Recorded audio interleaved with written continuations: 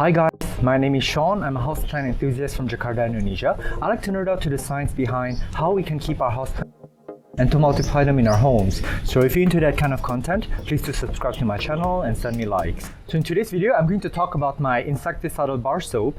And before I was a plant parent, I was actually a soap maker and I have a business called 7 Stages that is doing really well. And if I may say so myself, I'm a really good soap maker, and I believe in the natural properties that my soaps have that will benefit not just our skin but also our plants. And before we go crazy and you guys are thinking, oh my god, now we have to soap up all our plants, this is an insecticidal bar soap and it's intended to be used on special occasions only or in certain circumstances. It's not meant to be used daily, weekly, or monthly on all your houseplants. So get that out of your head. So this is what the soap bar actually looks like. And because I make them naturally by hand, each soap bar is going to be slightly different. And this one happens to be from a top cutting. That's why it's a little bit rough on the top, because we don't cut off the top and chuck the top away. We keep it as it is, and we want to be as environmental friendly as possible, which is also why we use paper packaging here. We don't use any plastic in our packaging, and we keep it very simple. So it's in this very candy wrapper wrapping that I designed myself. And on the packaging is the ingredients and also how to use them. But in this video, I'm going to cover extensively how we use the soap, what it's made of, why we use it, and when to use it, and all that good stuff. So I'm going to be very casual about this video. I'm going to start cleaning some of these leaves while I explain to you all the above topics. So yeah, let's get started. So I selected today's contenders because they really need to be soaped down for different reasons. This Philodendron microstictum, it's got these white fuzz growing on it. I'm not sure if it's pest or if it's fungus, but it moves around and it comes off very easily, and it's all over the leaves. And this Dieffenbachia is getting it as well, and it's Calathea, and they all were in the same area. They live next to each other, as well as this peace lily. So I'm just gonna clean it off. Regardless of what it is, I'm going to clean first, ask questions later.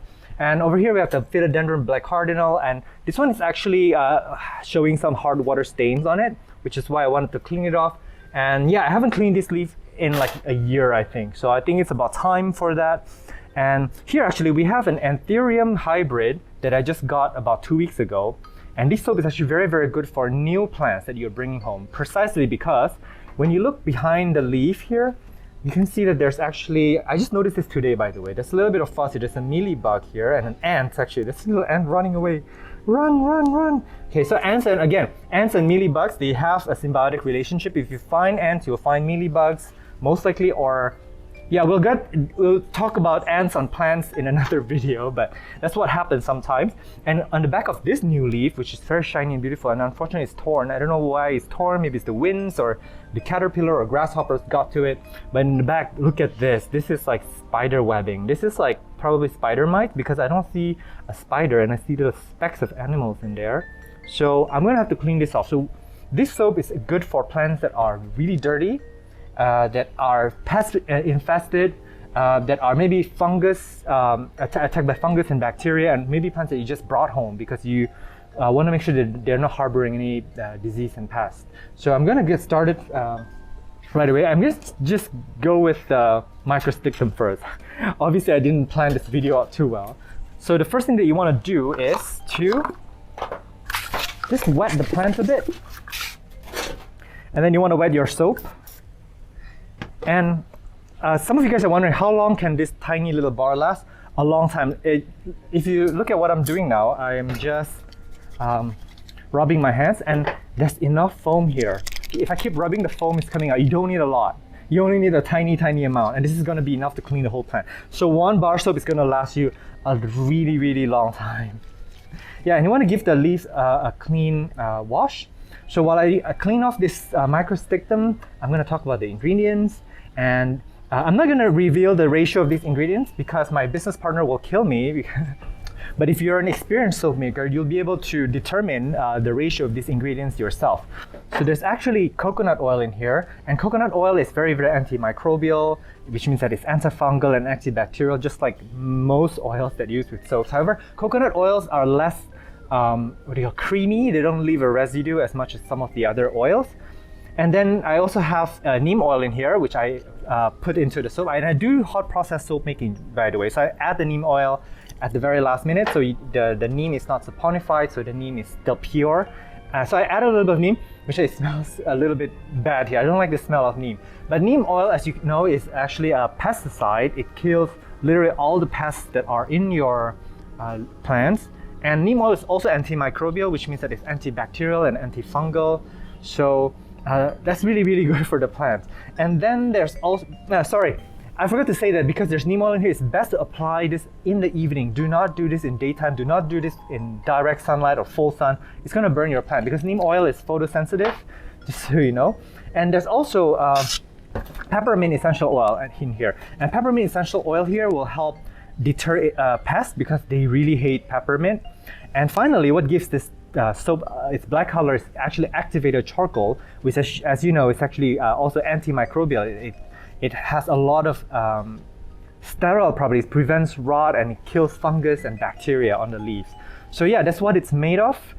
So it's very, very simple. We don't use any fragrance. There's no artificial coloring. There's no preservatives. And it just does a very simple job of cleaning the leaves. That's it. It doesn't leave a shine. If you're asking, oh, does it leave my leaves?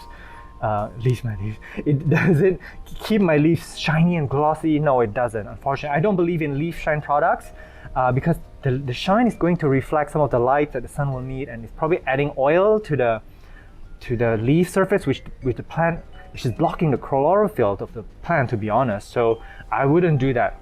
So yeah, I'm gonna just quickly rinse this off.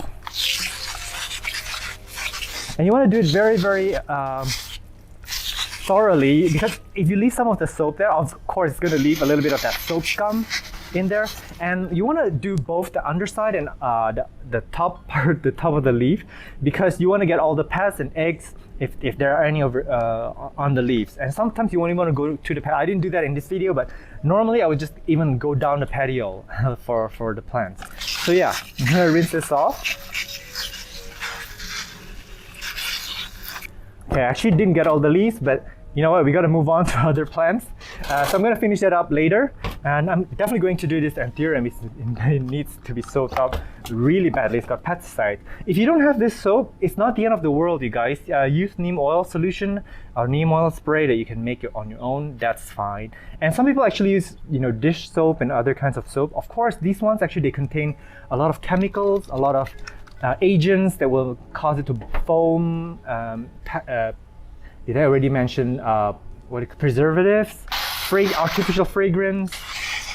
So I don't know. I mean, you can use those, but I prefer my own soap because it's much better this way. And I'm really blessed to have this skill of soap making. And for those of you who are from outside of Indonesia, I'm trying to work on getting these shipped out internationally. But number one, we have to figure out the shipping cost, because actually the soaps cost next to nothing. We're selling it at a really inexpensive price here locally. However, the shipping cost is oftentimes really crazy, where it's like a few times more than what the soap actually costs. And another issue with international shipping is, unfortunately, Indonesia is a country where importing and exporting, it's a issue, because regulations are changing every day, and actually I would have to set up a separate company. I would need to set up a cosmetic license, because these soaps are actually considered cosmetics here. Same with your houseplants. If you're thinking about importing or exporting houseplants from Indonesia, oh my God, the reason why I don't ship plants overseas is because you do need a company, a business. You do need to set up a phytosanitary license, export license, and a lot of overhead. You could probably buy a car with the money that you would register an export license with. So unfortunately, it's very hard to do business in Indonesia. I wish that someday the economy will open up where people can trade internationally better, but there are a lot of regulations in place that prevent us from doing this easily or cost efficiently. So maybe soon I may ship some of these soap to my friends who are overseas, who are living internationally, to the US, parts of Europe, parts of Asia, and just so I can see how the logistic works, because I want to know if, first of all, if it can be shipped successfully, if the cost can be efficient, and if there's any problems with the customs and all that good stuff. So it's going to be a roller coaster ride. But meanwhile, I'm going to be having this soap available for locals. For those of you living in Indonesia, these are available for you, and these are relatively inexpensive. So I'll be announcing them soon. If not, I probably have already announced it by the time the video comes out. And yeah, it's not the end of the world if you don't have this soap. Again, plants have been doing fine for centuries and centuries without plant soap, so don't freak out about it. If you're a soap maker overseas, definitely, or if you know some friends who are soap makers, commission them to make it. But again, I can't share with you the secret, my exact ratio and formula, because my business partner will kill me if I do that. So I hope that you can understand. But again, my ingredients are listed here. Also on my Instagram highlights. So for your soap makers overseas, we are more than welcome to try your hand at making this. But make sure that you do check get your science and your formulas correct, because you want to have the right dilution for your neem oil. You want to have the right saponification value, the super fat. There's a lot of technical terms in soap making. And again, I believe in hot process soap making because it retains the properties of the oils, like your neem oil and your peppermint oil. So yeah, see a little bit of that spot there. So yeah, this is how you use the soap. You kind of use it the same way you would with your body. You just, again, lather it up for like 2 seconds, and that's a lot of foam action for your leaves. Just clean them nicely. Oh, and hang on, there's one more important topic that I need to talk about. I'm gonna rinse this off in a bit while I clean this leaf. I'm not very good at multitasking, in case you haven't noticed.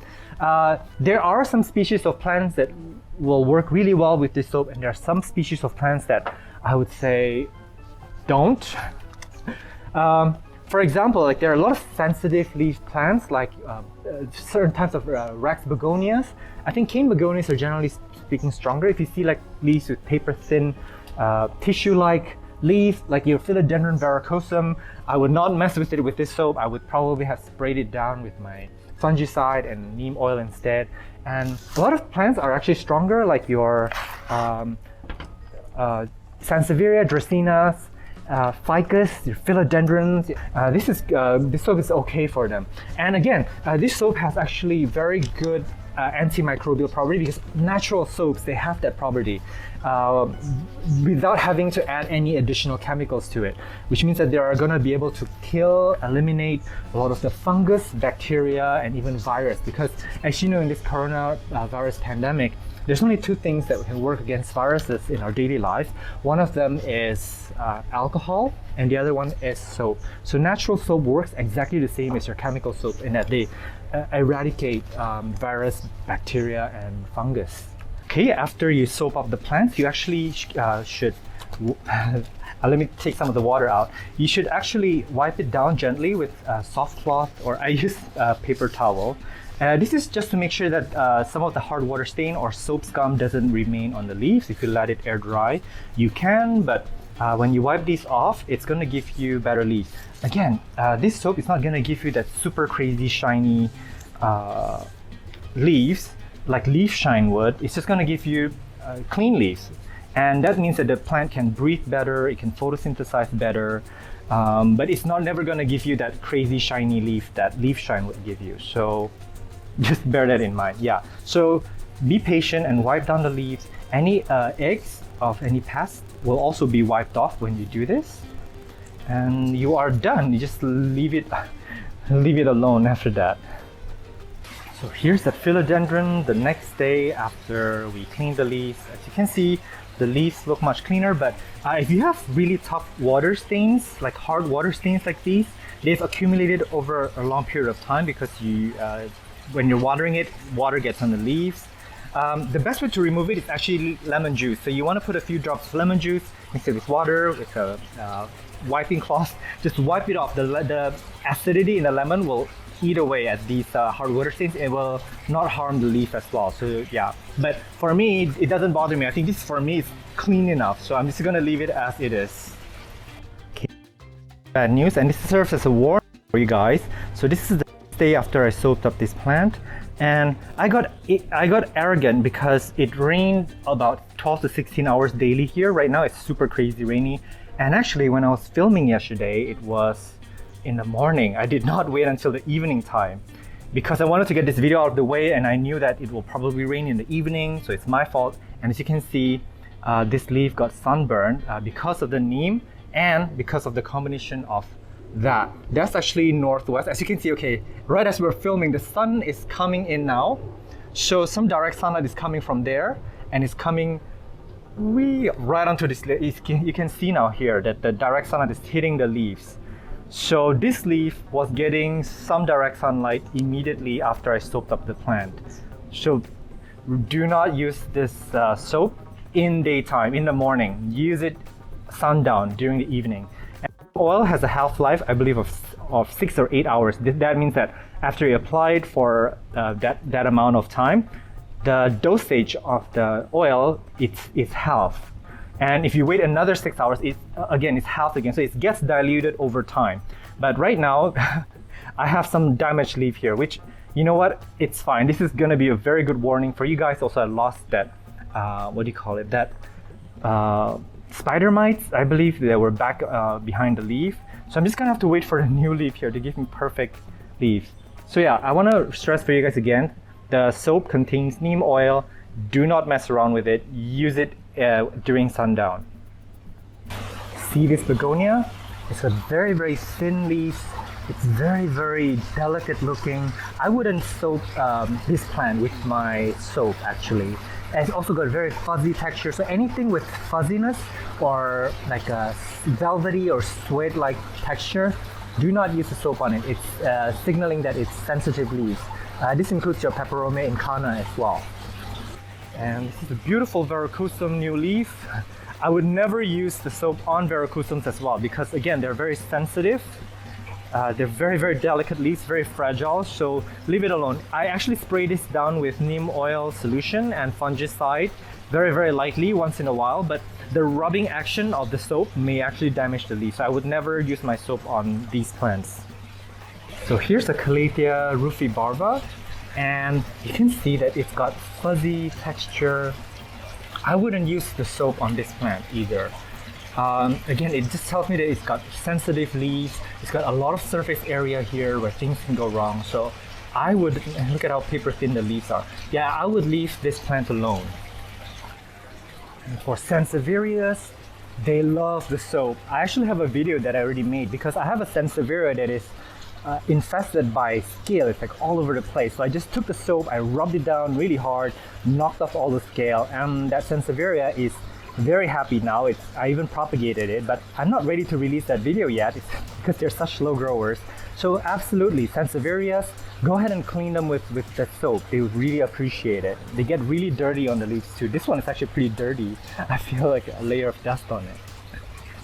So I've got this beautiful cactus, and it's very, very prone to scale. The scale keeps coming back. Before I had my soap, I actually would spray this down with the neem oil solution, take a fabric and just scrape off the scale. Actually, this is not so bad. This is considered very mild. It was so bad before. So yeah, this is actually overdue for pest treatment, and I'm going to be using this soap on this guy very soon, but not right now because I'm busy. So yeah, so you can definitely use the soap on, I would say, around 90% of your house plants. Just be aware that there are some plants that have really sensitive, like this one too, the Persian shield, very thin, delicate, almost like very fragile leaf. Just be mindful, don't use the soap on those. I will have a list on my Instagram story highlights of do not use this because I'm still figuring out as I go. I've only tried this soap for about 6 months, and for the most part I haven't killed any plants, but I do notice that some of them don't respond well to it. So I will be updating that list. However, the benefit of the soap far outweighs the danger of it. I just wanted to make the risk less for you guys by being transparent about, you know, when to use it and when not to use it. So, and this Apishka here also have really fuzzy and thin leaves, and African violets. I would not use the soap on those. And when I spray fungicide and neem oil on this, I would also be a little bit more careful. So all the advice that I'm giving you about sensitive leaves, they apply to neem oil and your chemical pesticide as well, because they do the same damage to sensitive leaves. So yeah, that list that I'm going to make for you is probably good for the other types of pest management as well. So I hope that I've made this very clear. I don't know if I think I've covered everything. So if you have any questions about the soap, do reach out to me on Instagram. It will be pinned in my Instagram highlights @botanist. Or if you have any questions about plant care and propagations, feel free to DM me. I'll try my best to get back to you. Meanwhile, do take care and stay safe. I will see you in the next video. Bye!